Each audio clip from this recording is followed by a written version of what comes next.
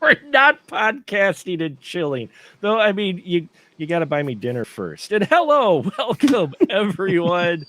Here we are once again in the spoiler room. Thank you for venturing down the stairs, pulling up a chair, and see if I can do it.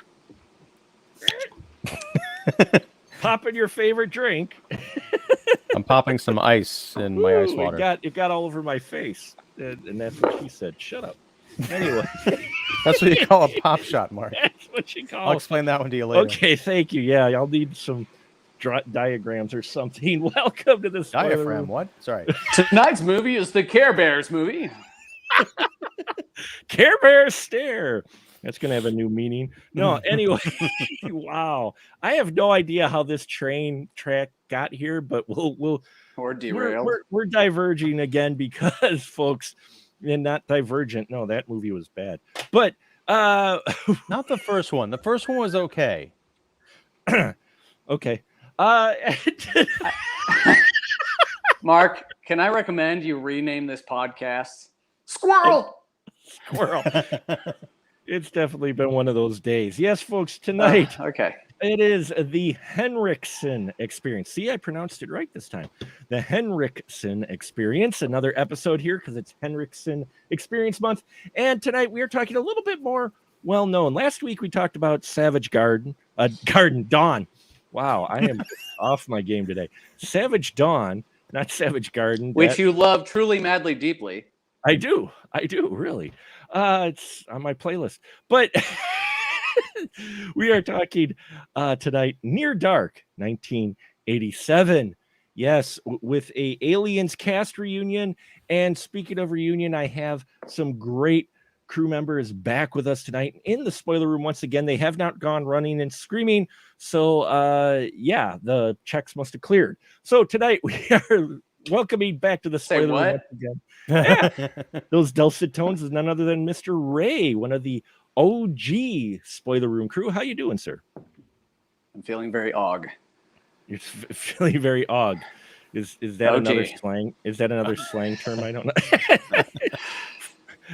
No, I'm doing well. Thank you for asking. Sorry I responded.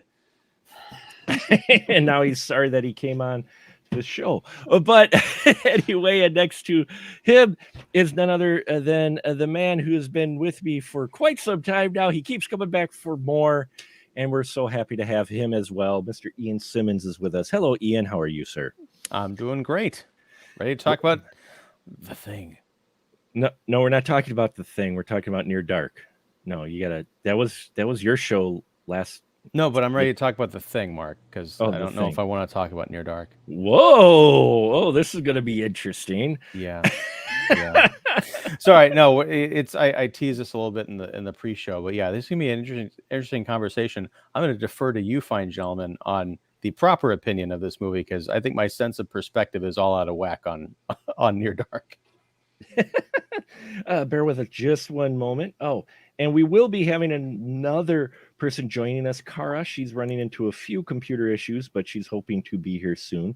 So hopefully that happens. Love to get her perspective on it. But so with that regard, we won't ask Ian Simmons to do the synopsis of Near Dark. Good Instead, move. Thank you. We'll ask Mr. Ray to do the synopsis. I should keep track because of how it's Near been Dark. Several times in a row that I get asked to do the synopsis. So, well, because they're fine. usually they seems to be films that Ian may not care for, and though that might be an interesting synopsis if we have. And by default, you pray that I do.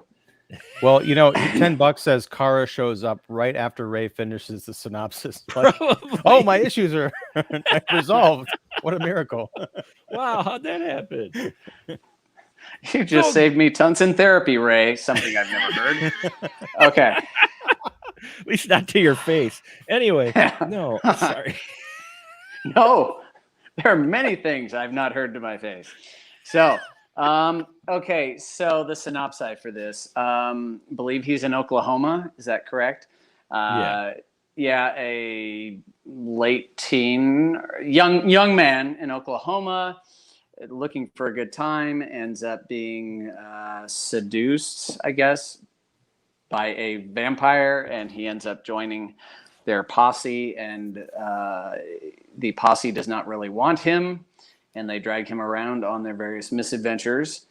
And then spoiler warning, by the end of the movie, his presence and the resulting rippling effects end up destroying this group, and takes us to what is frankly a really weird and just overly sugar sweet ending, I think. But but I do like the movie a lot, I will say that. But the ending is one of these. We'll discuss it. We will We're in the synopsis now. I should leave my opinion out of the synopsis. Nah, no one ever does. Are you kidding? Have you listened to podcasts before, Ray? No, just kidding. One or two. I mean, not this one, but yes. Oh, that's good. I'm glad, because I don't listen to this one either. No, anyway. Yes, Near a Dark, 1987, directed by Kathryn Bigelow. And it is definitely a vampire of a different vein, pun intended here. I hope so. Yeah. Ray, remember when you first saw Near Dark? You know, I know it was either really late high school or early college, so I was a little late to the game. But lots of friends who enjoyed it and recommended it. I don't remember the very first time I saw it. I do remember that I have enjoyed it greatly since I saw it, and yeah, it's actually only been in my collection for a few years because Anchor Bay put out that 2-disc set, 2012, something like that. But it's been out of print, and I actually tracked down a copy a few years ago. But it is a movie I have always enjoyed, despite what the ending has never really sat well with me. Sure. But yeah, I know it was in late high school, early college, and I remember I just fell in love with it immediately. It is one of my favorite vampire movies. I can't say it's my favorite vampire movie, but it's top 5, certainly, probably top 3. Nice. And Ian, when was the first time you saw Near Dark? I don't Do you remember? No, I feel like it's one of those movies that was on cable when I was a kid, so I think I watched parts of it. Sure. I probably didn't watch the whole thing until I was an adult, probably like 15 years ago, maybe a little more. It's one of those things where I had it's such a movie that's kind of beloved in kind of, pop culture, like cult circles. It's like a cool movie to love. And so I kind of bought into that, and I bought it on DVD, and I bought it on Blu-ray, and then I kind of sold those movies, I think, because once I sat down to actually watch it, I'm like, this movie's okay. And then I watched it again this week. I'm like, I don't think I like Near Dark, and I don't know that I ever really liked Near Dark as a movie. I think I liked it as, having some iconic moments in it, but I don't think it holds up or holds together.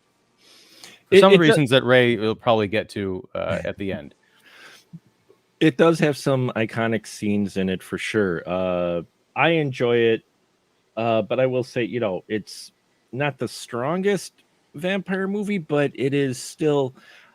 There's something about it for me that I like. Maybe it's because of the characters and especially the actors involved. We do have, as I mentioned, an Aliens cast reunion in here. You've got Bill Paxton, you got Lance Henriksen, and you've got her name, Jeanette Goldstein. Jeanette Goldstein. Yep. In here. And so getting those three together again is always fun to see, and how they play off each other is very well. I like their dynamic between them. In fact, because folks, if you're not familiar with it, May, I believe that's her name. Yeah, the May character who seduces our man Caleb, played by Adrian Pastar, who folks who are familiar with Heroes most likely will recognize him. Yeah, which right. It took me a while to remember that, because I watched Heroes and I loved the first season of Heroes. After that, but he was one of the main characters in it, and I was like, wow, why does he look familiar? Why does he look familiar? And then watching Near Dark again tonight, because I'm horrible with names, I'm like, that's why he looks familiar. He was in, Near Dark. So, but I really like the dynamic amongst our vampires, especially between basically the three actors who had worked on Aliens together. You could tell they have good chemistry. And they're the family pod, if you will, folks, because this whole family pod are a family pod of vampires, all turned. And we've got Caleb, who's inadvertently kind of brought into the fold by May, who bites him because she kind of wants her companion with her for eternity, I guess. That would be her motivation for it. But he's not exactly welcome, and he doesn't want to exactly kill people, which is complicated for a vampire. But not in 1987. But not in 1987, because he just drinks her blood, which... Well, yeah, but I'm also saying, look at the other vampire movie from 1987. Yeah, and we had the same damn issue with Patrick. Yes. The older brother in Lost Boys. Yeah. Michael. Michael. I was remembering what's the actor? Oh, Jason Patrick. Whatever. Yeah. Mm-hmm. Jason Patrick. Thank you. Mm-hmm. Yes. Jason Patrick. Yeah, same problem. So that's why I said a 1987 vampire thing. Very niche.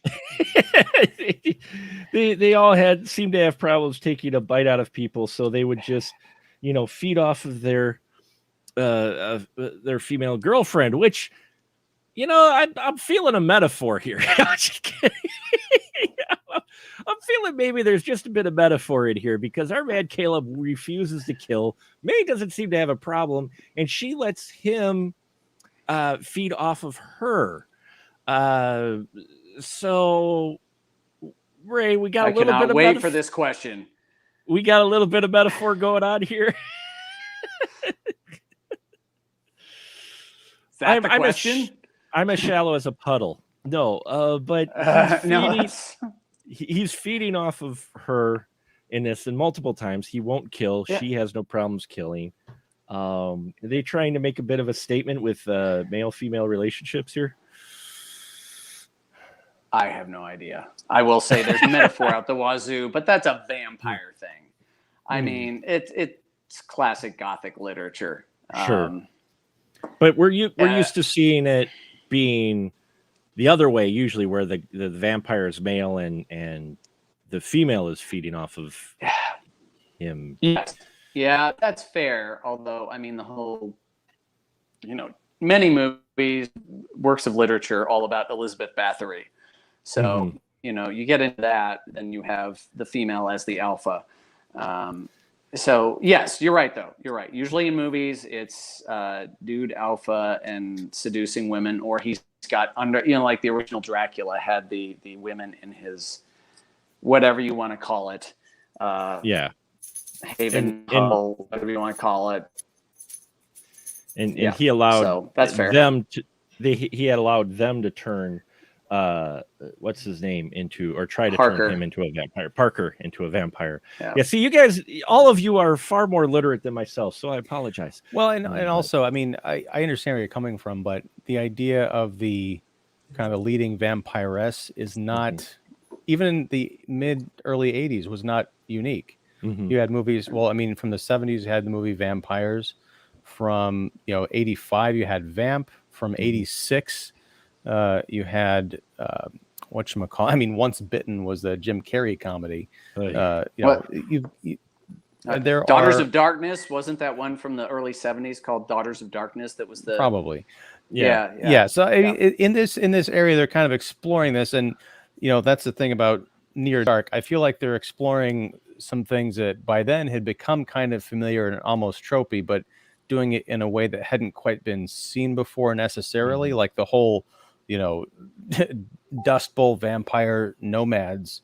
And that's the thing, is I appreciate that Near Dark came out and had the impact that it did, but watching it 35 years later, I'm like, I've seen these themes kind of expanded upon Plus, we've kind of talked about this, Mark, watching it through a 2020 lens.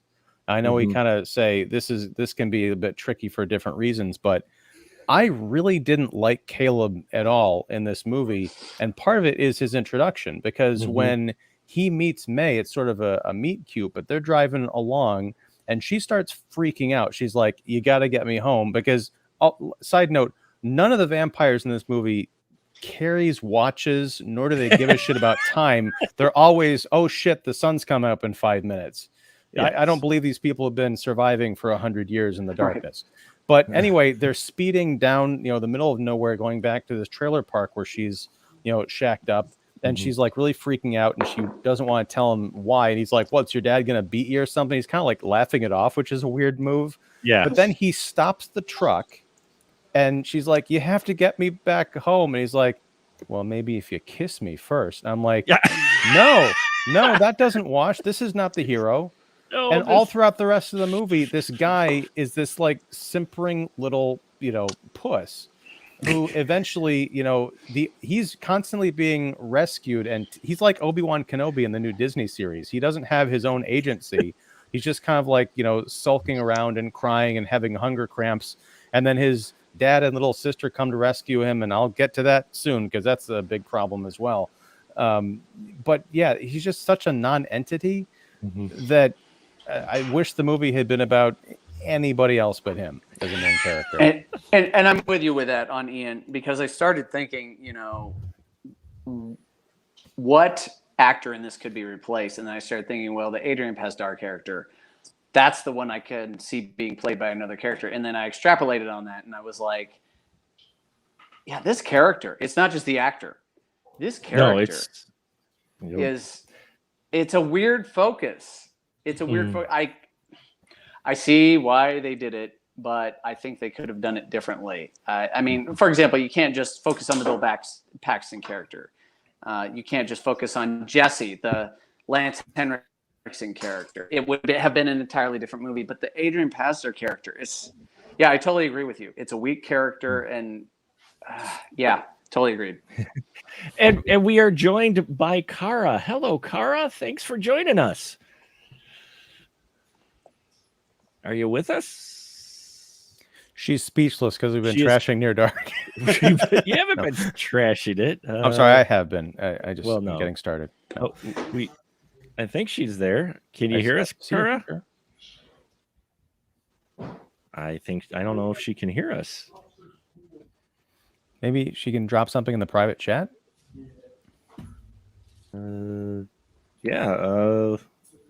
Give me just one moment, folks. Sure.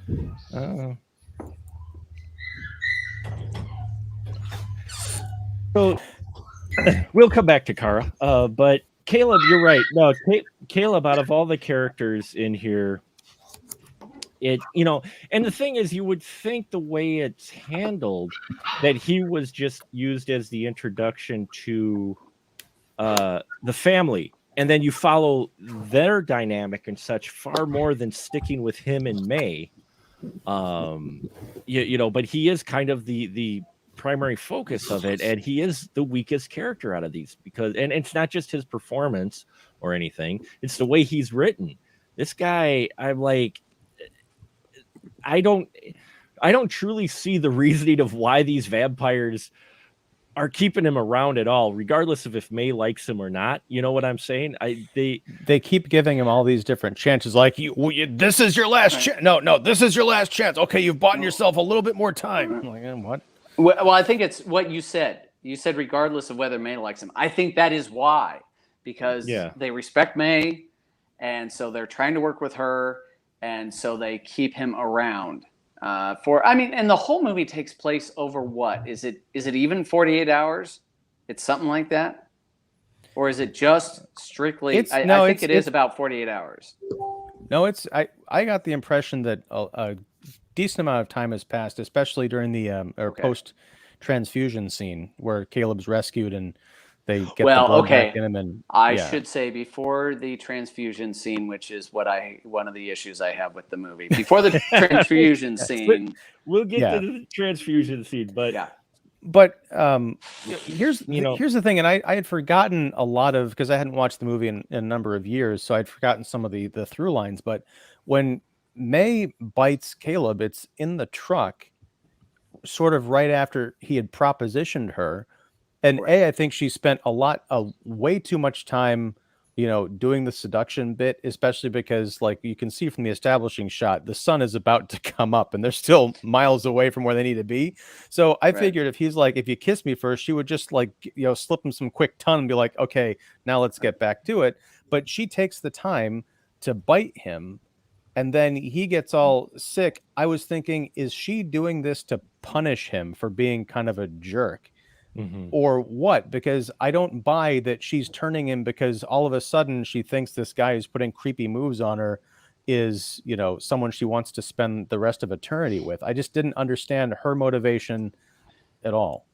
Yeah, because he's being creeper in the truck.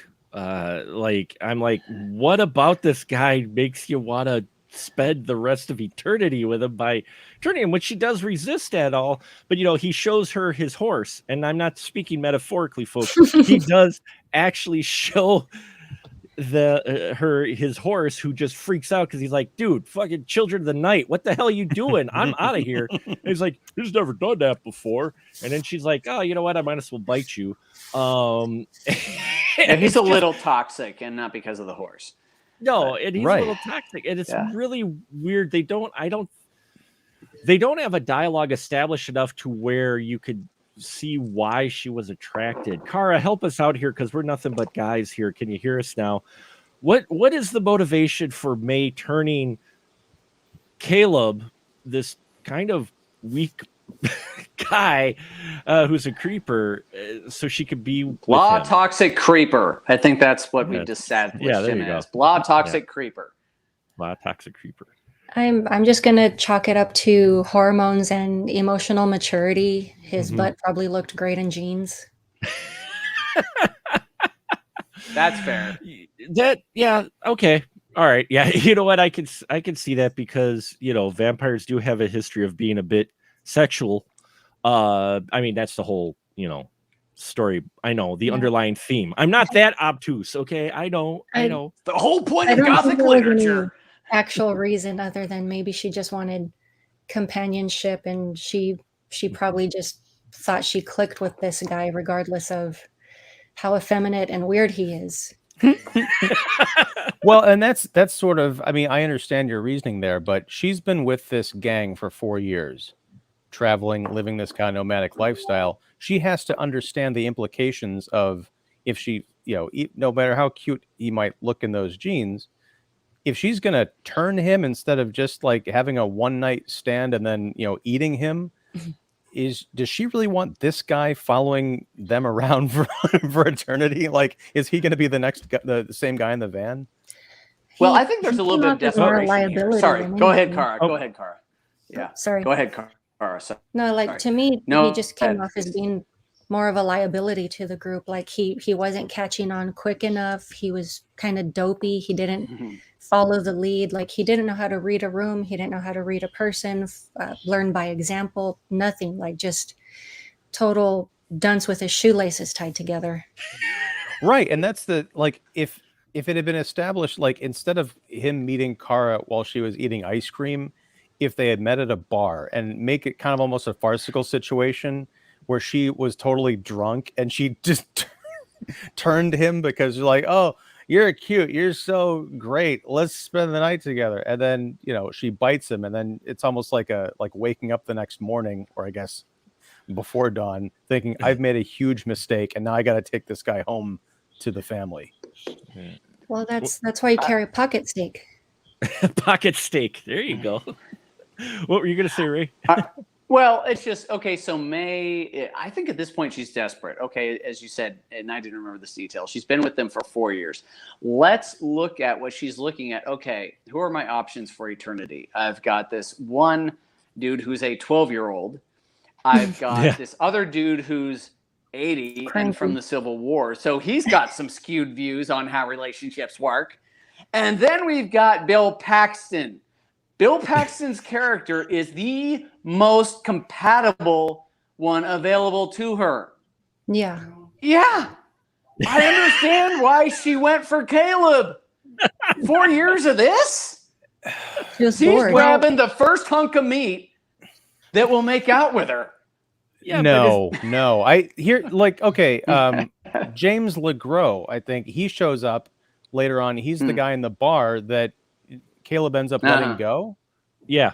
If she had just held out for 24 hours, she could have met that guy. Now we Totally don't get much agree. out of him, but that's Totally my agree. point. It's like we're kind of trying to rationalize why she would have made this decision and desperation, all that. It doesn't speak well of her character or her judgment in a way that the rest of the movie tries to paint her as being, very resourceful, being very adult for having been, turned at like 17 or 18. Because they mentioned that Homer, the quote unquote 12-year-old boy, posed as a 5th grader and picked her up after high school one day, essentially. Yeah, right? To be a babysitter, and then Right. So she's an adult and she's painted as being kind of mature and nurturing throughout the film, but we're supposed to believe that this comical series of bad judgments led to this. And I think that's fine for a movie, but you kind of got to make the movie about that instead of this other thing. Otherwise, I think you have to have a smarter setup.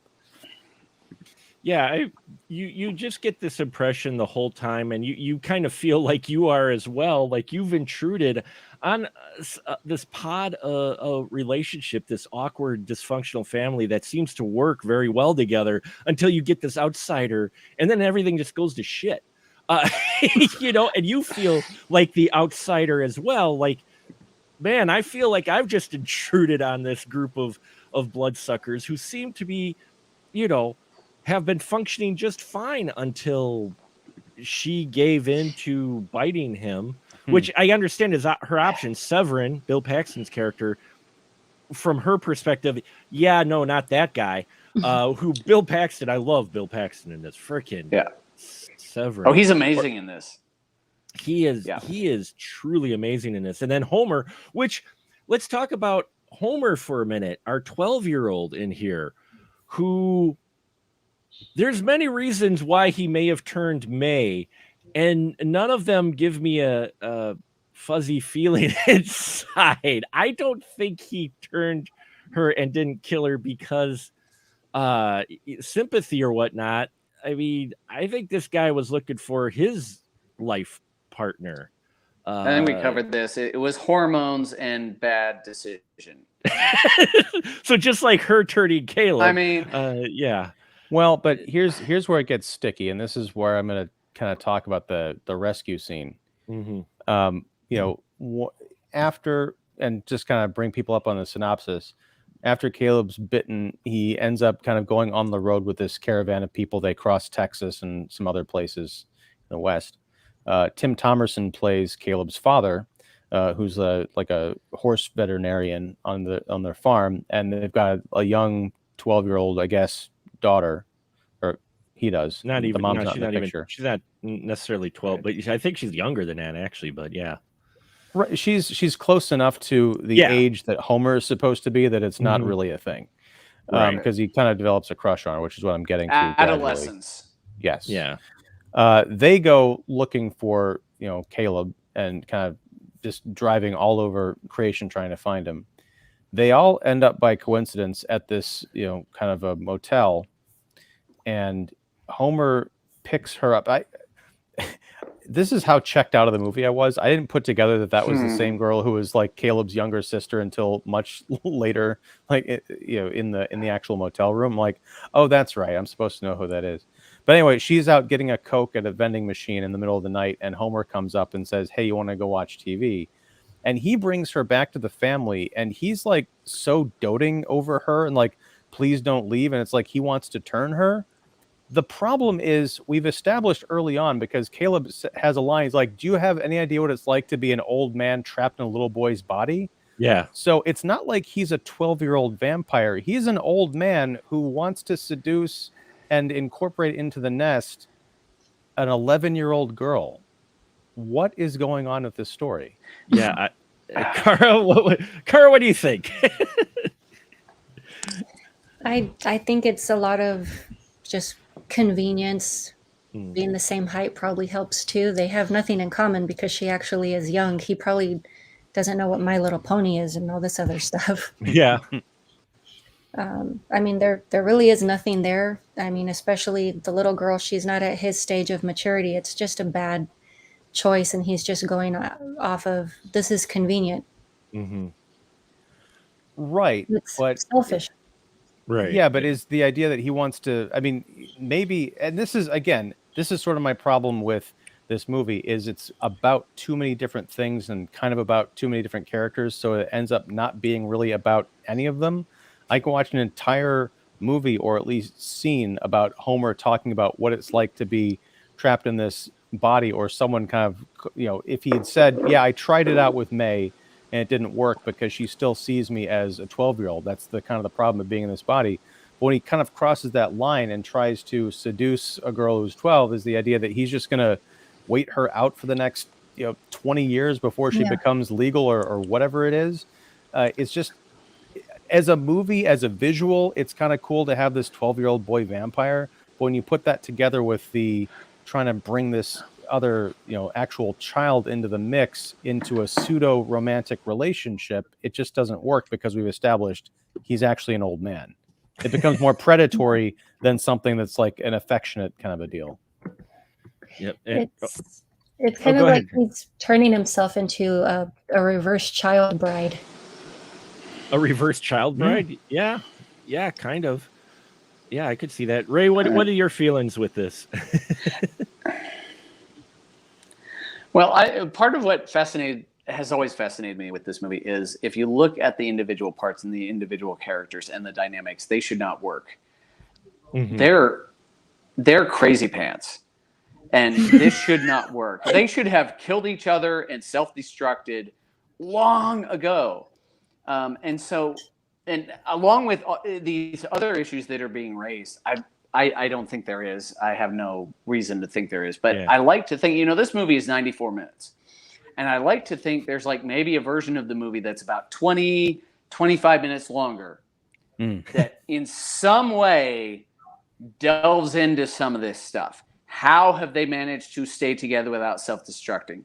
Why are these things happening? Why are these dynamics working the way they are? Again, I have no reason to think they are. I think it's just, this is how the script was written. But I think, and normally I'm the one who says, hey, let's take this movie and cut it down. But in this case, I think this movie actually would have been better served by adding 15, 20 minutes to it to explore various character arcs and dynamics. Mm-hmm. Yeah. Or even give us some flashback of like when they were turned. I mean, let's face it, if this was made today, it would be longer, and we would get flashback scenes of how each of the characters were turned, whether or not we really wanted them or not. And in this case, I think it would serve, because you do get some play between Diamondback and Jesse. They have a connection. You realize that Jesse's probably is the one that turned Diamondback. Right. And they have a great chemistry. And they have a great chemistry. They're like bonded. I mean, they're like the same level of crazy. They're, and at one point, as we hit near the end, they're almost like, I think Diamondback sees Homer as kind of her child, as like the father, mom child dynamic, which makes you wonder, does that make Severin, Bill Paxton, just the crazy uncle of the group? I think he's the crazy older brother. They should have just called him Chet. Yeah. They should have called him Chet. You're right, though. It is an interesting dynamic, the difference in personalities. The only two that would have it similar, I would say, kind of, are Jesse and Diamondback. But even Diamondback is she's even like giving some sympathy towards Caleb. Jesse wants to kill Caleb. Let's all face it. Jesse, Lance Henriksen's character, wants to ace this guy because he's just a cream puff. He's a freaking marshmallow, right? I would chalk it up to, it's a territory thing. It's a May thing. It's a member measuring contest. Mm-hmm. Yeah, that's true too. He sees maybe that Caleb down the road after, say, a few hundred decades would become the replacement leader or try to be the alpha of the group. I'm not sure. Well, This I mean, group would not you guys survive are a few hundred decades. Sorry. No. right.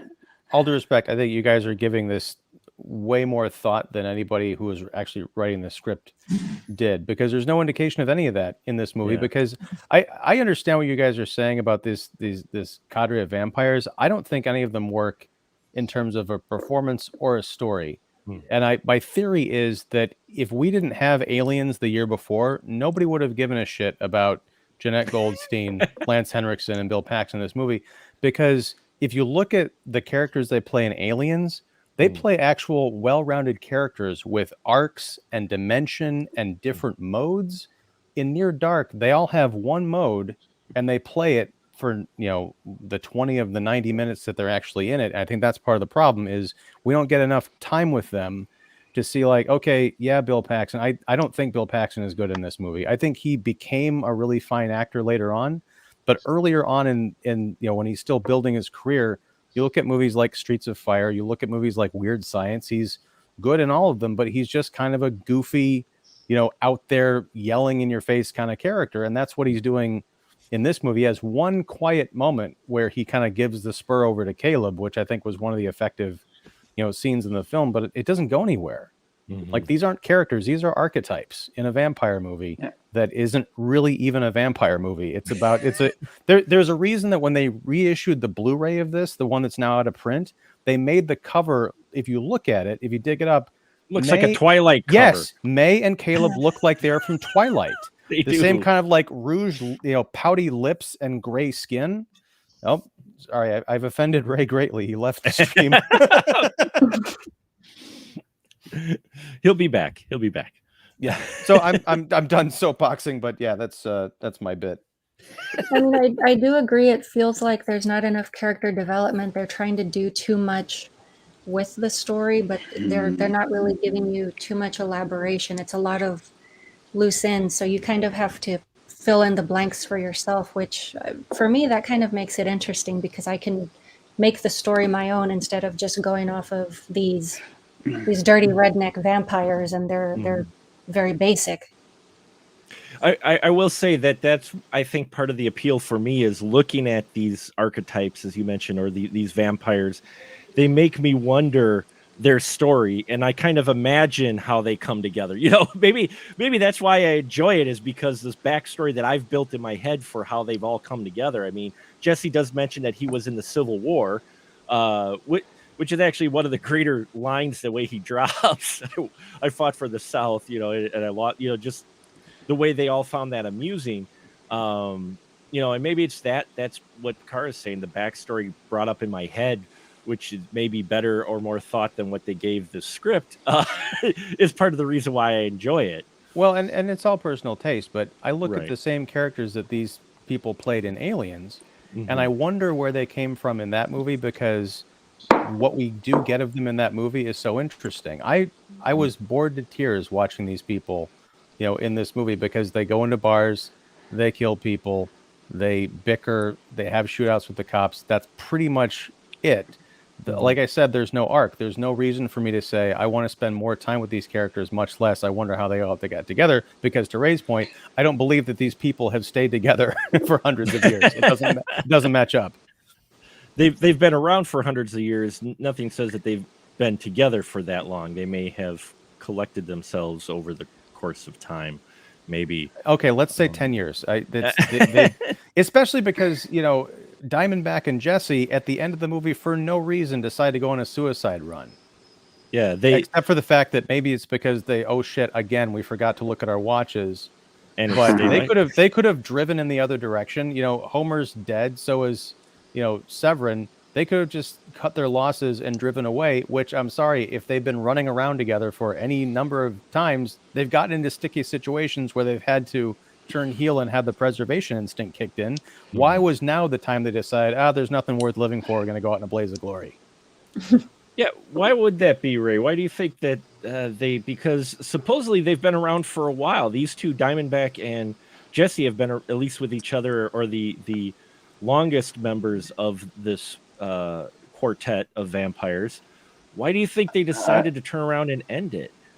Because we were late in the third act. No, Bingo. but you know, I really like, you know, I will say, well, Ian, you said you were bored to tears. I was actually, I love this movie and I enjoyed it, but I agree with what you're saying. And it goes to my point of, I think this movie really could have used some fleshing out. And Cara, I really like what you said, because I do this all the time with movies, making it my own. What happened afterwards? But yes, I get it. There's a lot of, if you start pulling at the strings and it's like, how the hell did this group survive till now? The question is, yeah, there's no way. There's no way, because between everything, the only person in this group that really seems to be holding it together is Diamondback. She's like this stoic mother figure, and she's got Homer, and then she's got older psycho brother, you know, frat boy Severin, and then even Jesse is, yeah, okay, let's hold him together. She is the linchpin of this group. And I think if you're going to look and you're going to make an argument about how have they survived this long, it's Diamondback. That said, yeah, if you start pulling at the strings, it's like, how the hell were they? They should have been gone decades ago. Or discovered or outed at least by now. If nothing else, because of their inability to tell time. Because holy shit. If I'm a vampire, I have some sort of innate sense about, sunrise. I'm looking in the paper. I mean, we are talking 80s, so there's no internet. Right. But you're looking at USA Today, the evening edition, and going, sunrise at 8:05. And then you set your little digital Casio alarm. I should not be making out in a pickup at this time. Well, and I just love how no internal clock. Right. There is no internal clock, because Dawn seems to show up whenever the plot asks you to show up, because the span of time is not really conveyed too well. Apparently, vampirism cancels out circadian rhythm. Yeah, I'm like, they played Russian roulette cards for what, 6 hours before the sun came up, really, in that hotel room? I'm like, and then it wasn't even like sunrise. I mean, that sun was up above the horizon already. Oh yeah. It was like a Looney Tunes. It was like a Looney Tunes. We'll pull over to the side for a moment. Info Bomb is with us, Mr. Robert Baum, and he says, in an interview with Paxton, he doesn't know if his idea or Bigelow's, but the foil on the window was an homage to Anne Rice. This thing does borrow quite a bit from, I was noticing more similarities with Interview with a Vampire with this dynamic, though not as maybe deep, but still down to, you have your kid who has been turned into a vampire dealing with the fact that they are an older person in the, when Homer was saying that, I'm like, this sounds very familiar. Now, I watched the movie. I didn't read the book, honestly, so I don't know if her character was in the book, but I'm just like, this sounds awfully familiar. Yeah.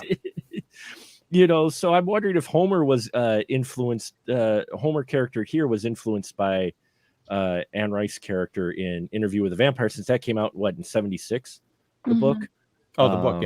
Yeah, the book did, not the movie, but the book. Right. So I mean, it's just a number of similarities. 92. If I start watching the movie, but I noticed a few similarities too. You've got the dynamic. You've got Tom Cruise, the crazy vampire. You could almost say Severin to a certain extent, maybe. But it's just interesting. What Adrian Pasdar was in Top Gun. There's the connect. Yeah, okay. He was in Top Gun. Yes, he was. Infobob also mentioned that Paxton seemed to specialize in alpha jerks. He did for the beginning of his career. He played them, and he played them well. And I liked his character, and I like kind of crazy characters. And I'm wondering if one of the reasons why this film sticks in people's brains, and this is, I think, evident of some other, especially cult classics, are specific scenes.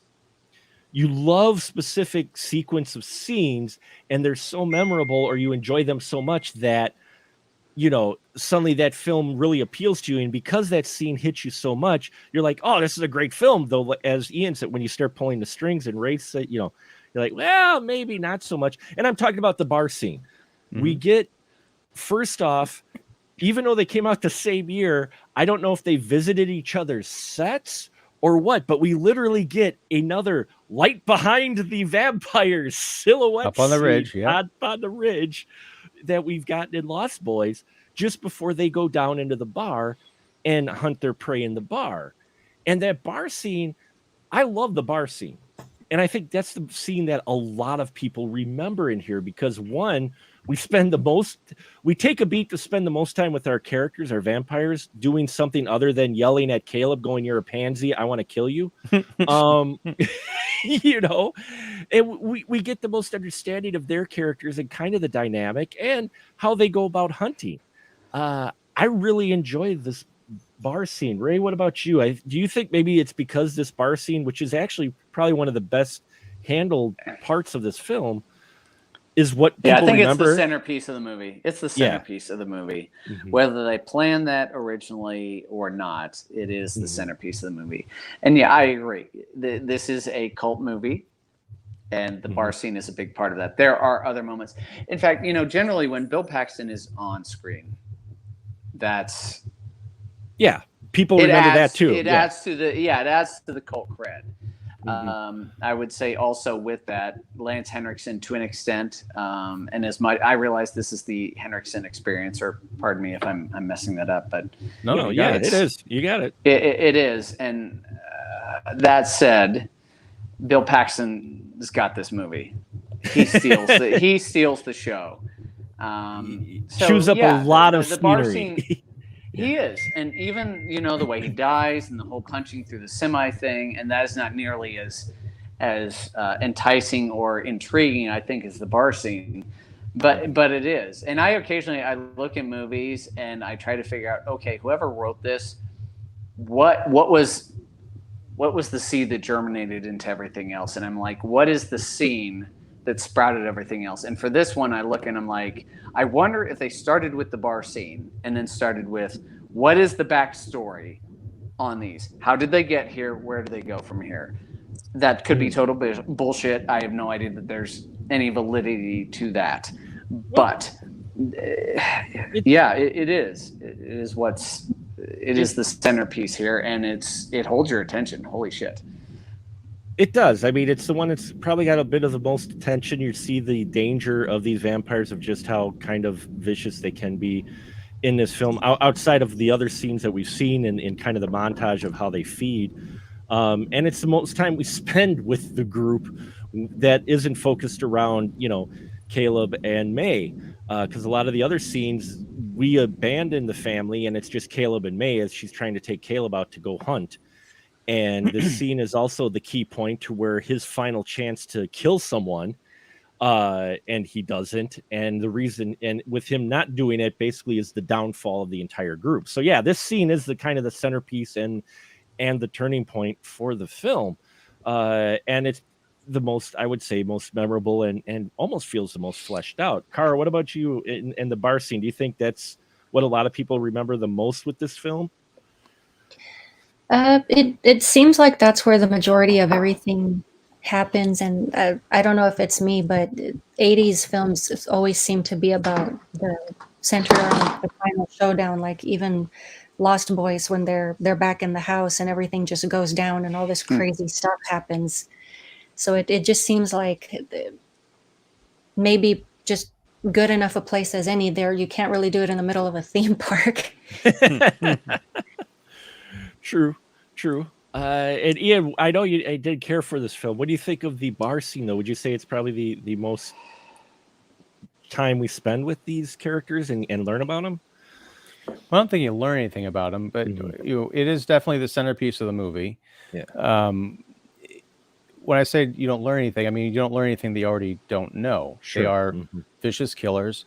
I think if this had been earlier in the film, if this had been sort of Caleb's introduction to the fact that they are not normal, like if May had just, I'm rewriting the movie, but if May had just kind of introduced the gang to her wacky family and they all decided, hey, we're going to go out drinking.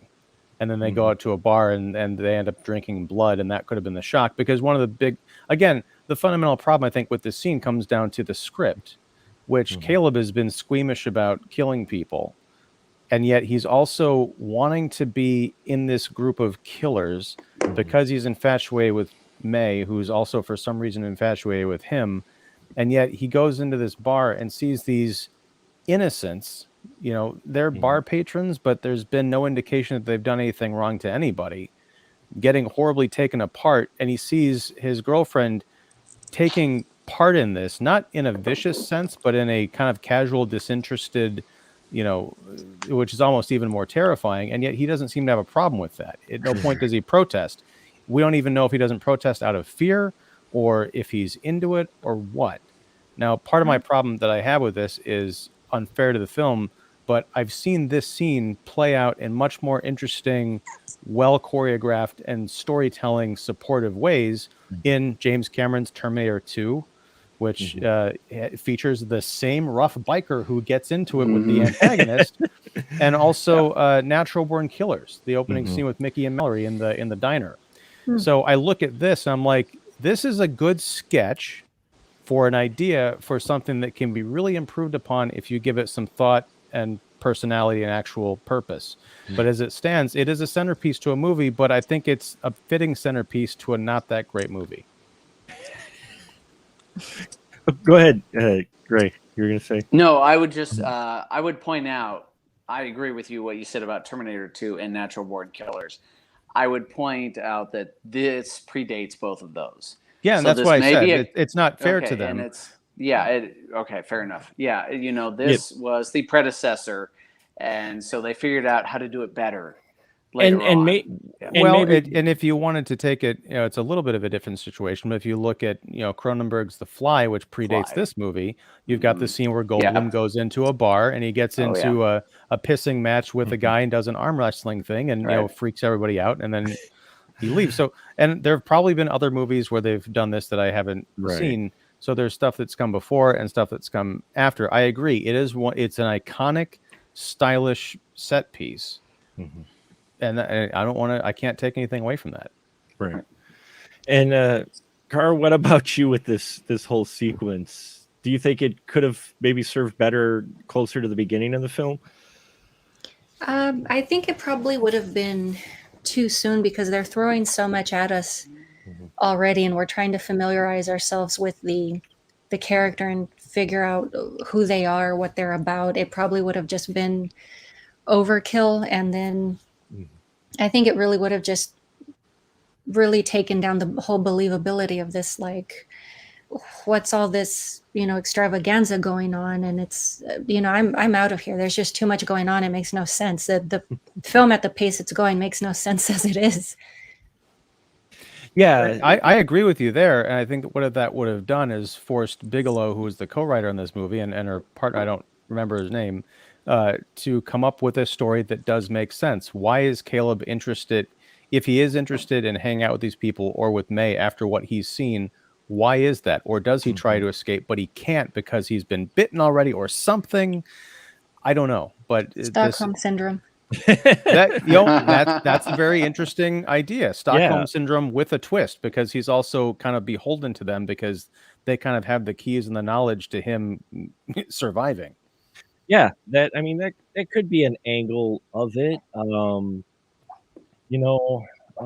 Because you even get the impression that he does care about May, but at the same time, as he learns more about her as a vampire, you almost get the impression like he's starting to get a little turned off by her. He's like, you just killed that truck driver because she was trying to get him to kill the truck driver, and he pulls over because he just can't do it. And so she just cold-bloodedly comes out and just bites the guy, which I actually love that about her character. I'm like, just do that, Caleb. How hard is it? Just do that. Look at her. She did that. And she's only been a vampire for 4 years. But that's sort of the problem that we don't really address. Right. Is we get the feeling that he is morally opposed to killing people because they're people. Right. I think one of the reasons he can't, if the truck driver had acted the way that Caleb had towards May right before she bit him, I think he probably would have had less of a problem. If the truck driver had been an absolute jerk and a creep, Yeah. He could have probably justified it. But the problem is he was a nice guy who took these kids in, and like when Caleb left the truck and he's like being all sick, the truck driver didn't just haul ass down the road. He got out to see if he was okay. So he's seeing him as a human being, and then May is just like, no, he's food. But after that, there's no point at which he starts screaming at her like he was a person, and have some kind of an argument about it. Yeah, I mean, these are people that they're killing. They aren't killing like the scum of the earth. So Caleb probably is what he's having trouble with. That's why he can't kill the young guy who eventually gets away and then gets the cops and ends up, as I said, being the downfall of the group, even though he saves the group who seem like they wanted to kill Caleb, but they're very forgiving suddenly just because he pulls the van out and gets them out of the bungalow as the cops have surrounded them. But again, it does leave me with the question as well as how did this group last this long? Because you're telling me the cops and no one has tracked these guys down on their killing spree of blood-sucking freaks of the kid killing someone in the middle of a street and Severin acing two ladies who were out for a wild night and he just aces them and there isn't a wall of missing people anywhere. I think it's missing that element too of the consequences of this group. If they're trailblazing across the Rust Belt, during the desert, I should say, and doing and feeding like we see them in the bar, where's the consequence?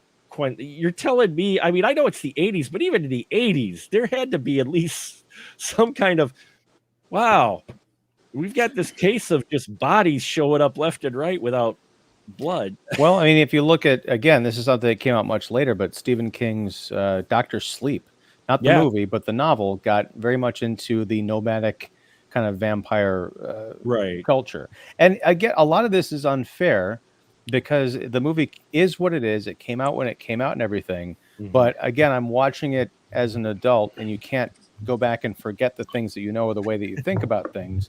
I'm just watching it like, it's fine. Yeah. I have some thoughts on that, if I may. Yeah. Well, I look at this also through the lens of we have a female director, and especially at the time, this was not a thing. And especially, outside of the Slumber Party Massacre series, female horror director, really not a thing. So I think there was a certain amount of, Bigelow did not have a lot of leeway to work with, and she was trying to work with what she had, mid 80s. There are flaws with this movie, certainly, and there are things that could have been done better. But I mean, in fact, as I recall, after this movie, it kind of flopped, and I could be wrong on this, but it kind of flopped. So it took her a while before she got another movie. I don't know. I understand. Strange Days, her next movie in '95. I think Strange Days was her next movie. So, and that was like eight years later. And again, I could have that wrong, but a lot of these flaws we're talking about, when you are restricted on time and budget and various other factors, I think that played into it. And unfortunately, it was sexism at work because female directors were not really a thing then, especially in horror. I got to push back on that, though. I mean, because she was a female director, and I get that. But the quality of the movie that she turned in, I don't, and this is kind of a testament to her abilities as a director. She turned in what, in my opinion, is a mediocre horror movie that any male director could have turned in. And if it had performed poorly, there are plenty of directors out there who directed horror movies in the 80s who didn't work again for a while. So I think the sexism and the results of this movie are two different things, unless you can illustrate how her inability to write a cogent script with her partner and film it ties into the adversity she faced in the industry. And I don't know that. I don't know the situation behind it. Sure, but I'm just saying it would not surprise me if there were time limitations and restrictions, and she was just, having to rush this a bit. But I have no evidence to back that up. So, Right, and yeah. but if that is the case, then you're also talking about most directors working in the 1980s in genre films. That's true. Well, No money, no time. Go ahead, Carl. What are you going to say? It makes me curious though, because sexism or not, I still see it as she opened the door. I mean, what was it? 2 years later, we had Mary Lambert with Pet Sematary. Mm-hmm. Yeah, we did. That potentially may not have been offered to a woman had it not been for Bigelow. Sure, but and as Robert Baum mentions, we have Penelope Spheris, who is making documentaries, and then we had Amy Heckerling doing Fast Times in Ridgemont High. There were trailblazing female directors, and more than we are even listing here. And I'm not trying to downplay the sexism in the film, but it makes me uncomfortable whenever we bring this up, especially around Kathryn Bigelow. It's like, but she's a female director. I'm like, let's just start with she was a director. And what was the result of the movie? And unless there is documentation saying Harvey Weinstein was holding her back from making movies, as in the case of some people that he actually did. Yeah, right. But I'm saying there are plenty of actual stories from actual actors and directors that were sidelined. Their careers were sidelined because of disgusting, male Hollywood executives, that I don't think you can play that card, such as it is with every female director, because I think that frankly takes away from some of their accomplishments. Well, if we do go by trivia from IMDb, the film did mark Bigelow's first solo directorial effort. The film's producer, Edward S. Feldman, told her that if she couldn't handle or didn't know what she was doing while filming after 5 days, she would be replaced. Yes. And how many of those conversations happened with first-time male directors? No, I know. Well? I'm just saying there was that pressure. I'm not saying because she was female, but I'm saying she did have pressure on her. But if we're looking at it at the baseline of, okay, this is a film by a director, how does it look? The movie's cock-a-doodie.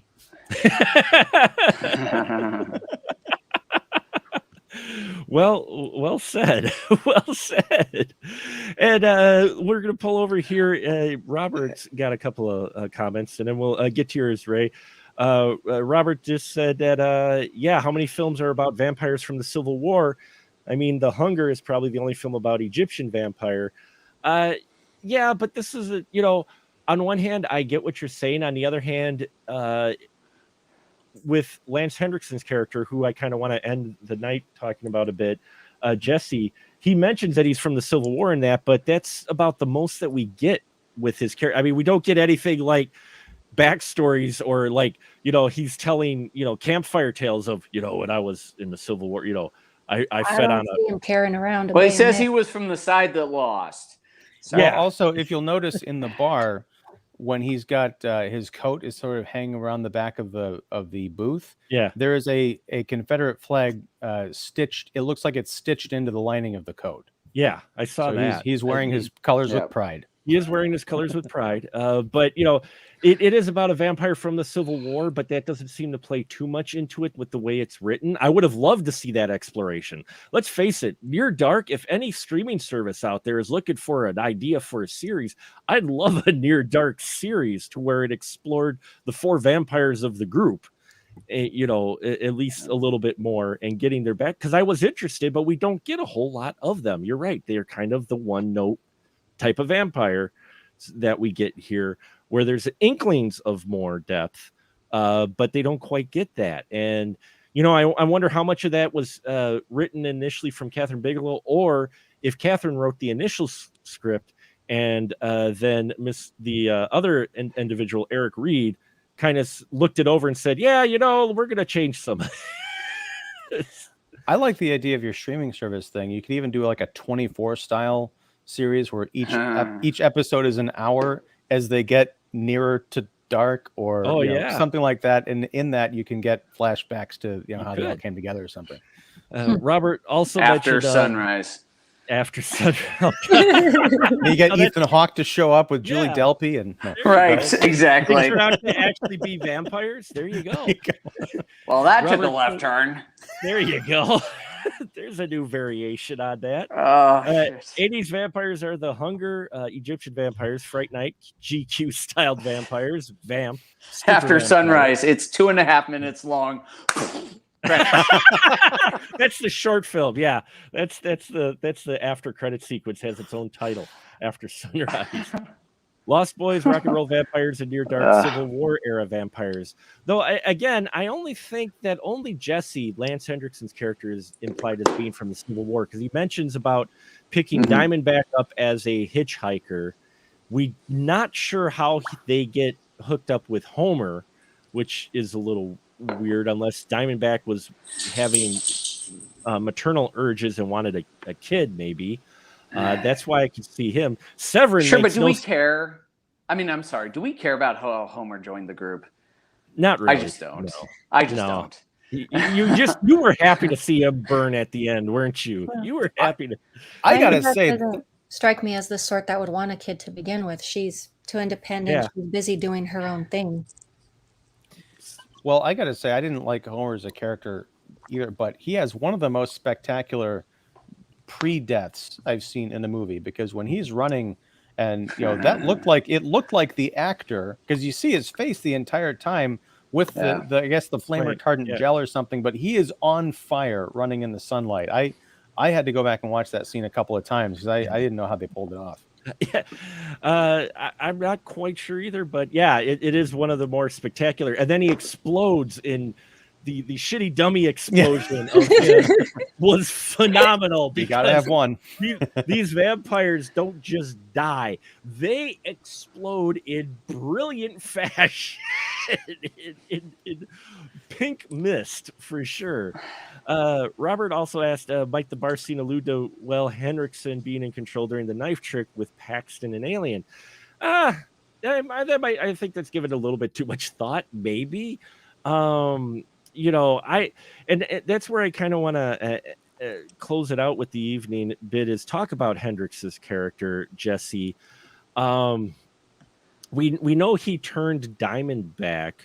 I'm just wondering if he collects Severin and Homer along the way, like they happen to cross paths with other vampires rather than actually turning them.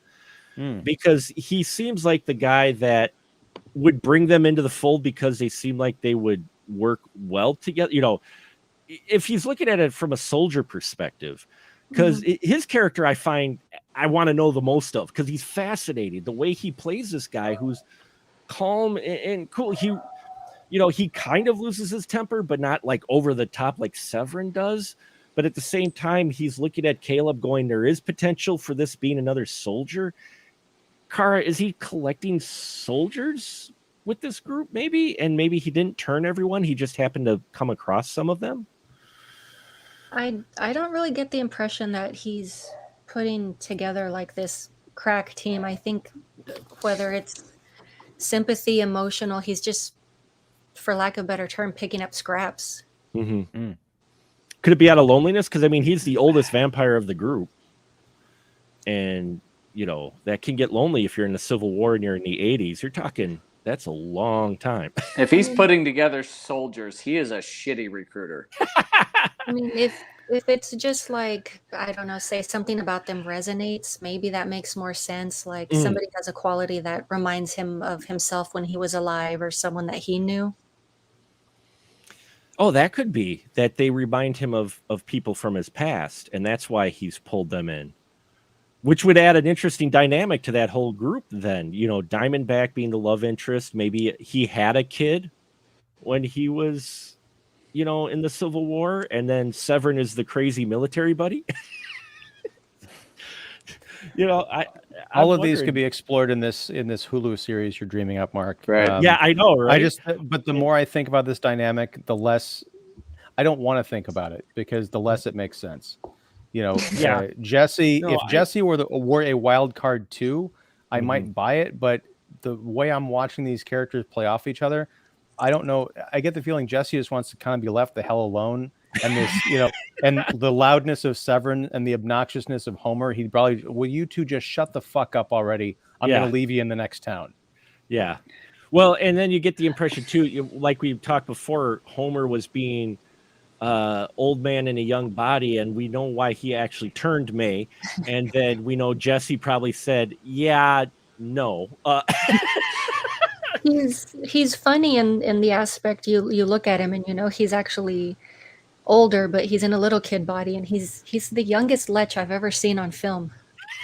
Yeah, he still wanted, as we saw with Caleb's sister, he still wanted to be an old man in a young body. Yeah, and I mean, it's gross, but he probably had ideas about that little girl he shouldn't have had. I don't know if you were on when we were talking about that, but we did talk about that a bit earlier. Yeah, we did talk about that. That does not, that situation does not work. Yeah. And it doesn't work. That situation doesn't work, and it does make you wonder, where is this group going? Because all of them seem to have turned recently, though. All of this group maybe haven't been, as we mentioned earlier, maybe 10 years together. Jesse being the oldest, makes me wonder what other groups he might have had before this, and maybe he just ditched them. Or even, you bring up a good point, Mark. They seem to be younger vampires. It would have been more interesting if Jesse was like, look, I have a policy. I turn one person every 100 years. Yeah. So if he's from like the 1860s and maybe, or every 50 years or something. Yeah. So you get people from different eras because, Homer and Severin seem like they were contemporaries, almost contemporaries of May. I'd like to see what someone from the 1950s would think about bumming around America and seeing all these different changes and things like that. That's it. I would like to see the Severin story. Where he came from, what prompted that turning, right? And maybe it's just total BS, oh nope, just weak writing. But seriously, that character is like, what did they see in Severin? They're like, you know what? He would really help us be cohesive. And there might even be something in what we see in Near Dark, Ray, to your point, because Severin can't stand Caleb and they have nothing in common.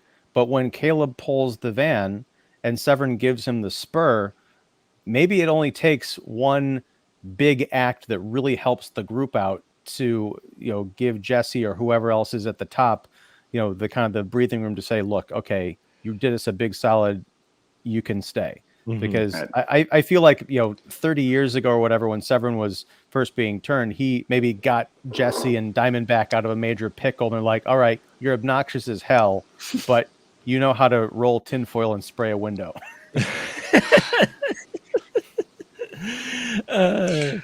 Yeah, that could be. It's just interesting. I like Lance Henriksen in this. You could tell that this guy's, he's thinking, it's just making you wonder why he consolidated this particular group around, or why he's hanging with them.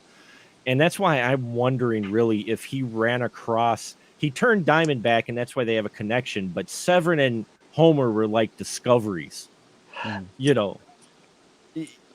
he has them because they may be the only ones that he's aware of and so like together, and he tolerates them because, well, they are vampires too. I don't think he turned Homer and Severin. I think he discovered them, either sucking on a victim or whatever, and they're together. And he brought them into the fold because they're also vampires as well. That's the impression I got with those two.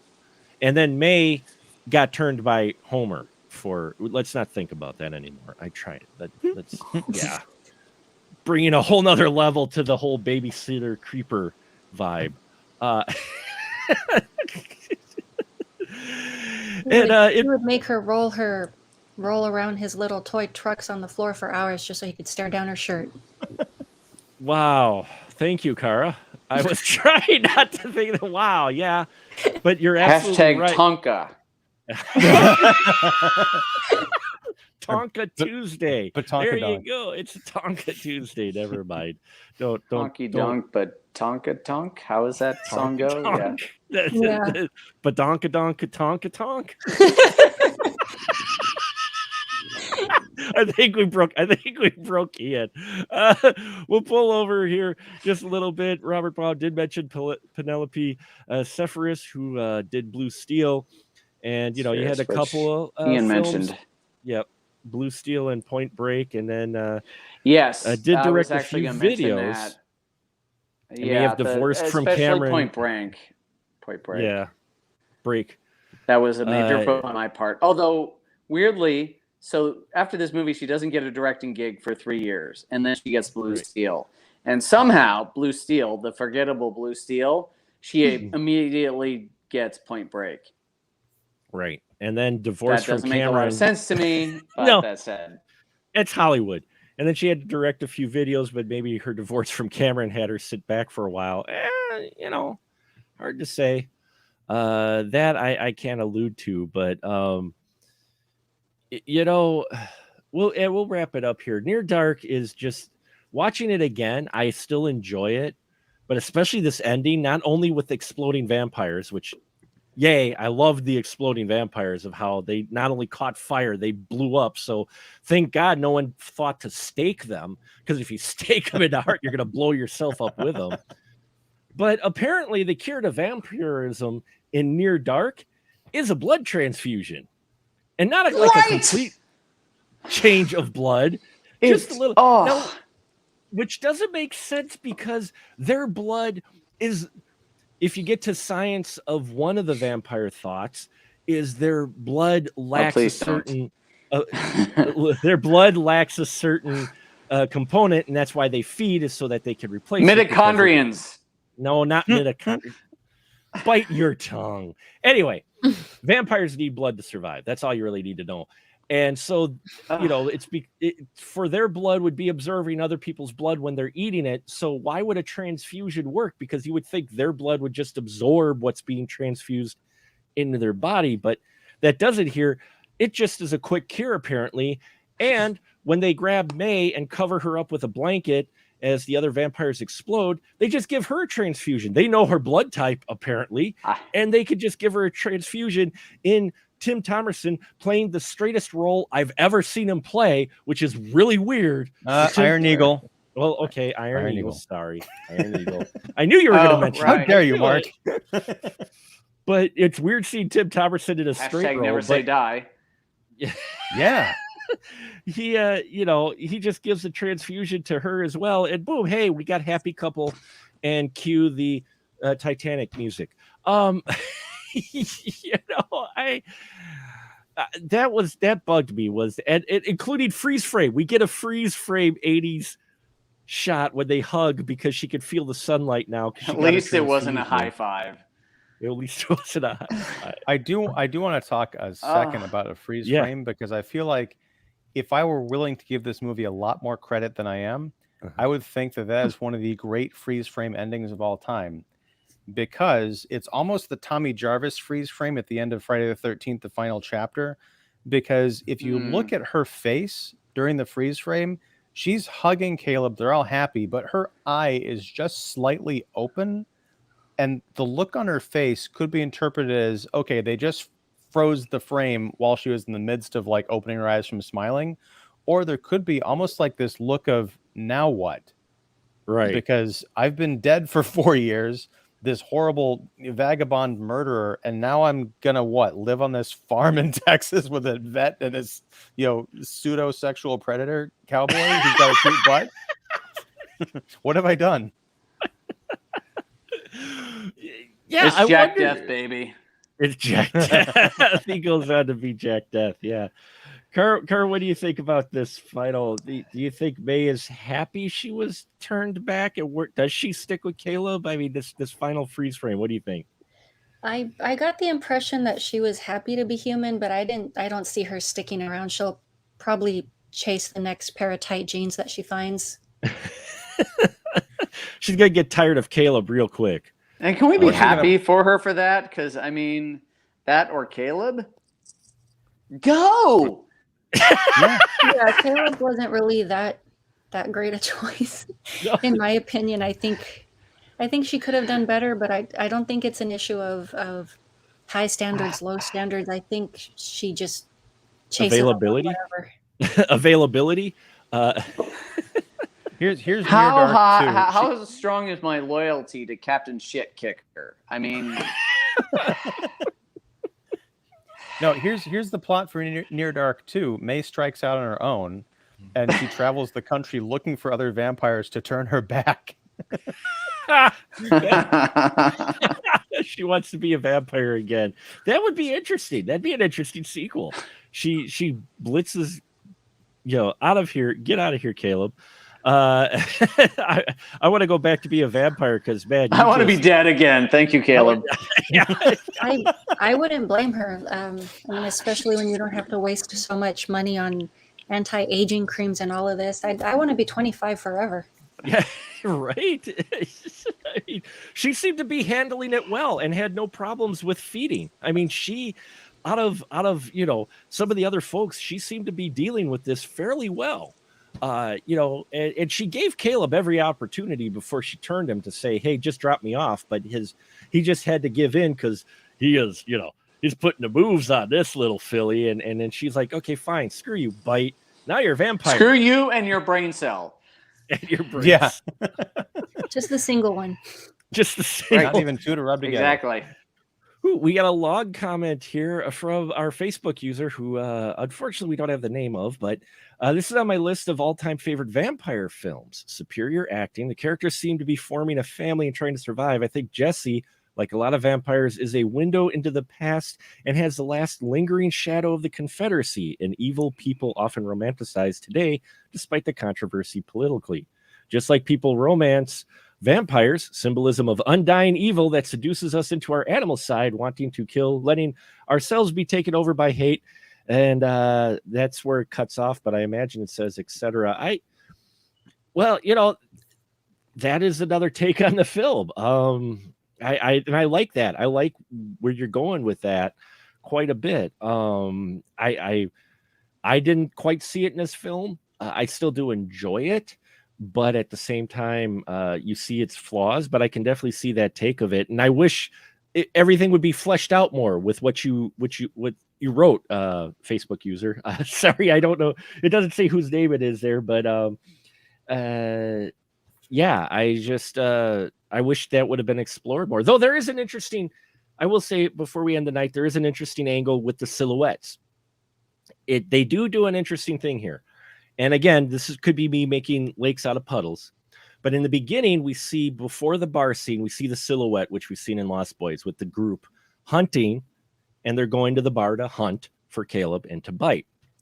Later on in the film, when Caleb goes after the vampire group who kidnapped his sister at one point, because they're like, "Dude, you left us. We're gonna take your sister because we're not done with you, and we're gonna run you through the ringer." At one point in the film, when he goes to hunt the vampires, we get the same silhouette with the light in the background, only this time he's hunting vampires instead of the vampires hunting people. And we do have the silhouette both times, and they're at both points in the film where someone's hunting someone else. So I did notice that, and maybe I'm making a mountain out of a molehill, but it's like poetry. It rhymes. Don't start. Don't you listen here, Lucas. It's like with what rhymes with word. Oh, wow. Okay, I'll shut up then. Okay, excuse me for like trying to be actual film analyst here.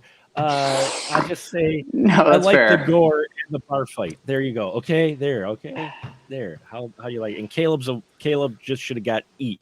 Should have just got dead. Just why? Just killed him because he is the weakest link in this film. You could cut him out and just follow the vampire group, and that'd be more interesting. Yeah, agreed. Having it circle around Caleb, who is what, right?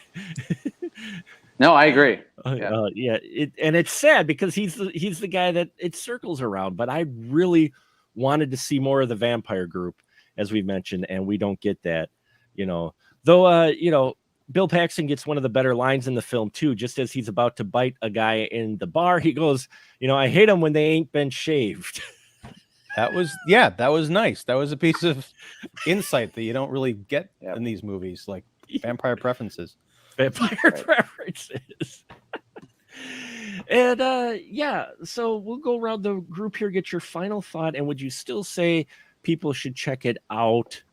Does it live up to the hype? Just kind of your final thoughts with it. Cara, we'll ladies first. What's your final thought with Near Dark here? I don't really get the appeal. I've only seen it a couple of times. I have nothing against the the movie, but just because everyone makes the comparison, I'd have to go Lost Boys just because I'm more familiar with that. I've never seen it.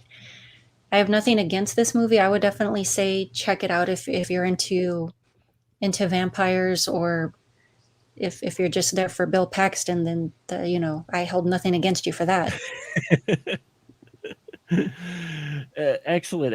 And Ian, I know you didn't care for the film, but would you still say people should watch it? And do you see where it got its status from?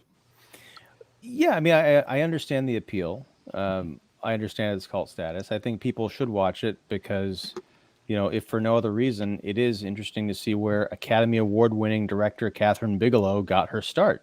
Mm-hmm. And you can kind of follow the trail of her filmography and the kind of the quality of the filmmaking later on. But as far as like greatest vampire movies ever, I don't see it. I'm a Lost Boys person all the way because they're about the same length, if I imagine, or if I recall correctly. But I think you get a lot more insight, a lot more kind of imagination. I would like to see someone, I don't say this often, remake Near Dark, because I love the idea of these kind of vagabond vampires, but put some thought into it and focus more on the vampires and less on this shit kicker romance. It is. I will give you that. It is a shit kicker romance for sure. I would downgrade it and call it Chicken Scratch. Chicken Scratch. There you go. Chicken Scratch romance. Yeah, it's Titanic in the dust. No. How dare you? I know. Ray, what about you? Your final thought with Near Dark? I really like this movie, as I've said before. I like the atmosphere. I like the performances, especially. It obviously has problems, but I do like it a lot. I do prefer it to Lost Boys, and I say this as I like Lost Boys a lot, but I. Oh, and then we lost him. He likes Lost Boys a lot, and we lost him. We'll get Ray back. That was a mic drop. That was a mic drop. He's like, I like Lost Boys a lot. Boom. And just before we head out, and I'll give my final thought, I do want to he's back. So your final thought, Ray, you like sorry about Lost that. Boys a lot? Yeah. No, it's okay. Yeah, I do. I like it a lot, but when it comes down to it, it's like Lost Boys is a great vampire movie, but for me, it's not even the best vampire movie of 1987. But that said, I do like it a lot. I would like to think that somewhere out there is some sort of an extended cut where this movie is about 15 minutes longer and maybe resolves some of these issues, explains some things. I've watched interviews, and I think I even watched the director commentary at one point. There's no evidence of that, but it'd be nice if there especially was. with Paxton and Henriksen, I would say it is extremely enjoyable. It's a movie I watch probably once every couple of years. Oh, nice. So yeah, for what that's worth. And bear with me, but I know we're going a little long, but I do have another tidbit here about Henriksen. He prepared for his role of Jesse by coming up with the background for his character and acting it out. Apparently, the origin story he came up with was that Jesse was in the Confederate Navy when he became a vampire. Henriksen painted his hair black with tar, since that was the actual thing seamen did back in the 1800s. He then added broken fake nails to his fingers to look like extensions of his finger bones, and went to a town at night like that while in character. He managed to scare a waitress at the Denny's and a hitchhiker twice his size he picked up on the road one night. The hitchhiker quickly asked to leave the car as soon as they drove up to the first inhabited area, so Henriksen, without revealing that he was just an actor messing with the guy, gave the man all $80 he had on him for being a good sport. Henriksen always jokes, adds that he was lucky since the hitchhiker could have easily overpowered him in a fight and make him cry like a baby. That sounds Henriksen familiar. I think that was in his autobiography. yeah. Or whatever. Yeah, which So, I have read, but that was like 10 years ago. So yeah, and also I read that he would, in between takes, so he wouldn't get bored, take the car joyriding in the desert in character. And he and Bill Paxton actually were in a car and they were joyriding and going a little fast. And the cop actually pulled him over and got a little uneasy at the fact because they were both in makeup. So, so yeah, another film where the behind the scenes stories almost sound even more interesting than the movie itself. Found I out would have that, wanted to see that movie. yeah, I Yeah. would have too, right? We need one of those biopics, those behind the scenes pics they do now of what went on behind the scenes of the film. That'd be interesting. And to add, our Facebook user is actually one of our listeners, Valentina, and she was writing. Let me finish the idea she had there. Was she says Jesse sees Caleb a reflection of himself before he was corrupted, so he gives him a chance. Ultimately, the story turns tragic, and there is major plot holes with blood transfusions. And every time I watch this movie, I want to see other vamps survive. This is one of those movies I'd love to see remade, as well as we would, with some of those holes covered and a look inside the other characters. So she feels the same way we do with grounds for a TV series. There's potential here, and maybe that's part of the appeal too. And that's my thoughts. Is I think you should check it out as one of those vampire films. There are great performances in here. I feel there are great performances in here by and actors making the most of what they were given, which wasn't necessarily much, but they do make the most of what they were given. And yeah, there is stuff here, especially if you're a vampire lover, to enjoy. It's not that long of a film. And if you actually kind of ignore the Caleb character, it could be very interesting. So, Yeah, it's a great movie aside from the main character. outside of the main character, everybody else is fascinating. So there you have it, folks. Near Dark, thank you for sticking us with a little bit longer episode. Thank you for my crew members here, and as always, a license to chill. So please chill away. Kara, the floor is yours. I don't have anything new. I don't know when it's going to be. But as always, I have tons of reviews up on my YouTube channel, also Horror Retrospective. I mostly do a bunch of the older films, the forgotten films, and every now and again, some of the wacky stuff. So there's some variety in there if anyone's interested. Awesome. Horror Retrospective. Check it out, folks, on YouTube. Great stuff. Subscribe and bells and whistles and all that fun stuff. Ray, you got anything to plug? No, I'm good. No need to plug anyone here. He's just Ray Sidman. I'm just good, yeah. Immediately got a visual of a mortuary scene. I'm not going to plug anyone. Wow. Happy to help. I'm left field, sorry.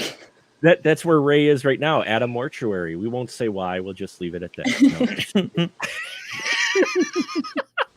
And Ian, go ahead, sir. License to shill. I'm Ian Simmons. I run Kicking the Seat, which you can find at kickseat.com. There's also the Kicking the Seat YouTube channel, where we do interviews and roundtables and reviews and all that stuff. And if you're watching this now, or if this is the replay is up before Friday, on Friday, June 17th, that's this week, I'll be in lovely Woodridge, Illinois, at the Hollywood Boulevard Theater, hosting a Q&A of the movie Relative with writer-director Michael Glover Smith and star Emily Lape. And it's a 7:30 p.m. show. Information is at the chicagofilmproject.com/relative. Looking forward to this one because it's one of my favorite films of the year. There you go, because it is moving and thought-provoking, which is usually not in my wheelhouse. So there you go, folks. There you go. Expand your horizons, Mark. Make a trip from Wisconsin to Woodridge. We'll see if we survive the storms tomorrow. That's true. As far as what I got to plug, well, you folks, you know where the stuff is. The links are there. Please check out all my guest stuff. I do have to plug one thing. I got it in the mail, folks, and I don't care if you're tired of hearing me talk about it. It's the volume 2 of the Canon Film Guide is out. It is available to order. I just started reading it. Austin Trunick. Holy, look at this. So many interviews and films covered of Canon's golden age and the start of their downfall, all laid out beautifully.